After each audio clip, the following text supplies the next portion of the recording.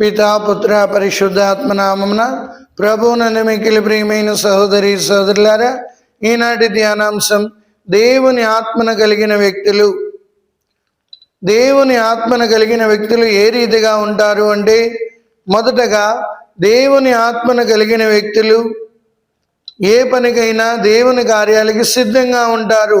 అపోస్తుల్లాగా, యేసు ప్రభువుని శిష్యుల్లాగా పరిశుద్ధాత్మ దేవుడు వాళ్ళని నిరంతరం సంసిద్ధపరిచి దేవుని యొక్క కార్యాలు చేయడానికి వాళ్ళని ప్రోత్సహిస్తుంటాడు. అందుకొరకే మనం దేవుని ఆత్మను కలిగి ఉన్నానా, ఆ దేవుని ఆత్మ నన్ను ప్రేరేపిస్తుందా అని ఒకసారి మనల్ని మనం పరిశీలించుకోవాలి. దేవుని ఆత్మను కలిగిన వ్యక్తులు ఆయన అపోస్తులు 12 మంది కూడా ప్రపంచమంతటా వెళ్ళి ఎంత కష్టమైనా ఎంత ఇబ్బంది అయినా సత్య సువార్తను చాటడం మొదలుపెట్టారు, అద్భుతాలు చేయడం మొదలుపెట్టారు, సుదూర ప్రయాణాలు చేయడం మొదలుపెట్టారు, ప్రభు కొరకు అనేక శ్రమలను అనుభవించడానికి ఇష్టపడ్డారు. అవును ప్రియులారా, దేవుని ఆత్మను కలిగిన వ్యక్తులు ఏ కార్యానికైనా సంసిద్ధపడుతుంటారు. మనం కూడా ఈ తపోకాలంలో నేను దేవుని యొక్క కార్యాలు చేయడానికి సిద్ధంగా ఉన్నానా లేదని మనల్ని మనం పరిశీలించుకోవాలి. ఇక రెండవది, దేవుని ఆత్మను కలిగిన వ్యక్తులు ముఖ్యంగా దేవుని యొక్క పరిశుద్ధ గ్రంథాన్ని భక్తితో ధ్యానిస్తుంటారు, ఆత్మ ప్రేరణ పొందుతుంటారు. అందుకే పౌలు గారు తెస్సలోనిక ప్రజలకు ఎఫెసీయులకు రాసిన లేఖలో ఆత్మ ప్రేరణను అనుసరించి అన్ని సమయముల యందును ప్రార్థించవలెను అంటారు. దేవుని ఆత్మను కలిగిన వ్యక్తులు వారి ప్రార్థనా జీవితం బహు గొప్పగా ఉంటుంది.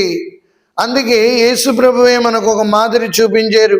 ఆయన వేకోజామునే లేచి నిర్జన ప్రదేశంలో పోయి ఏకాంతంగా తండ్రితో ప్రార్థించడం. అపోస్తలులు పౌలు శిలాసులు కూడా వారు శ్రమలు అనుభవించవలసి వచ్చినప్పుడు జైల్లో ఉండి కూడా వారి ప్రార్థనను విడిచిపెట్టలేదు. దేవుని స్తుతించడం మొదలుపెట్టారు, గొప్ప అద్భుత కార్యాలు చూసి ఉన్నారు.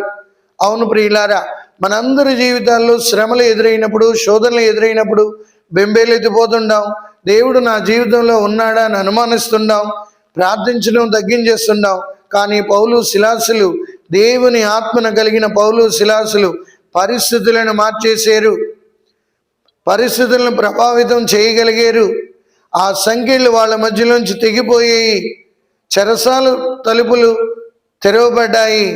ప్రార్థన ద్వారానే దేవుని ఆత్మను కలిగి ప్రార్థిస్తే నీకు ఉన్న సంఖ్యలు తొలగిపోతాయి, నీకు ఉన్న బంధనాలు తొలగిపోతాయి. నువ్వు దేవుని యొక్క కృపకు పాత్రురాలుగా మారగలుగుతుంటారు ప్రియులారా. అందుకే ఇది మంచి సమయం. తపోకాలంలో నేను దేవుని యొక్క ఆత్మను కలిగి ప్రార్థిస్తున్నానా, దేవుని యొక్క ఆత్మను కలిగి కార్యాలు చేయగలుగుతున్నానా, దేవుని ఆత్మను పొందాలంటే నేనేం చేయాలి అని చూసినట్లయితే పునీత పౌలుడు 2 ఫిలిప్పీయులకు రాసిన లేఖ పునీత పౌలుడు ఫిలిప్పీయులకు రాసిన లేఖ 2వ అధ్యాయము 6వ వచనంలో చూసినట్లయితే ఆయనతో ఆయన దైవత్వమును సమాన బుద్ధితో పట్టుకొని వేలాడలేదు, తాను రిక్తు చేసుకొని సేవక రూపమును దాల్చేయడం. అవును ప్రియులారా, ఈ తపస్కారంలో మన శరీర క్రియలన్నిటినీ కూడా విడిచిపెడుతూ దేవుని ఆత్మను ఆహ్వానించాలి. ఎప్పుడైతే దేవుని ఆత్మను ఆహ్వానించగలుగుతామో ఆత్మదేవుడే మనల్ని నడిపించగలుగుతాడు. అందుకే పునీత యోధా గారు రాసిన లేఖ 1వ అధ్యాయము 15-20వ వచనంలో చూసినట్లయితే ఆయన పవిత్రాత్మ ప్రభావముతో ప్రార్థించండి, ఆత్మను పొందుకోండి అంటాడు. కావున ప్రియులారా, ఈ తపోకాలంలో మనం చేసే ప్రార్థన ద్వారా, మనం ఉండే ఉపవాసముల ద్వారా, మనం చేసే చిన్న చిన్న దాన ధర్మ క్రియల ద్వారా, మనం చేసే చిన్న చిన్న త్యాగాల ద్వారా మనల్ని మనం రిక్తుని చేసుకోవాలి ప్రభువులాగా. నాకు ఏ అలవాట్లు ఉన్నాయో, నాకు బద్ధకం అలవాటు ఉంటే ఆ బద్ధకాన్ని విడిచిపెట్టడానికి ప్రయత్నించాలి. నాకు చాడీలు చెప్పే అలవాటు ఉంటే ఆ చాడీలు చెప్పే అలవాటుని విడిచిపెట్టాలి. అదే రిక్తుని చేసుకోవడం అంటే. నేను తరచుగా కోప్పడే అలవాటు ఉంటే ఆ కోపాన్ని తగ్గించుకోవాలని పరిశుద్ధాత్మ దేవుని మనం అడగాలి. ఆత్మను కలిగిన వాళ్ళు ఎల్లప్పుడూ ఆనందిస్తారు ప్రభువునందు. అందుకే మరియ తల్లి లూకా శుభవార్త 1:46 నా హృదయం ప్రభుని స్తుతించున్నది, నా రక్షకుడి యొక్క దేవుని యందు నా ఆత్మ ఆనందించుచున్నది అంటున్నారు. కావున ప్రియులారా, దేవుని ఆత్మను కలిగిన వాళ్ళు దేవునితో ఆనందించడం మొదలెడతారు. ఈ రోజుల్లో మనం సెల్ ఫోన్తో ఆనందిస్తున్నాం 24 గంటలు పట్టుకొని. కానీ అదే సమయాన్ని దేవునికి మనం ఇవ్వగలిగితే దేవుని ఆత్మను పొందుకుంటాం, అద్భుత కార్యాలు చూడగలుగుతాం, ఆశ్చర్య కార్యాలు చూడగలుగుతాం, దేవుని యొక్క ప్రేమను చూడగలుగుతాం. దేవుని ఆత్మను కలిగిన వాళ్ళు సహనం కలిగి ఉంటారు.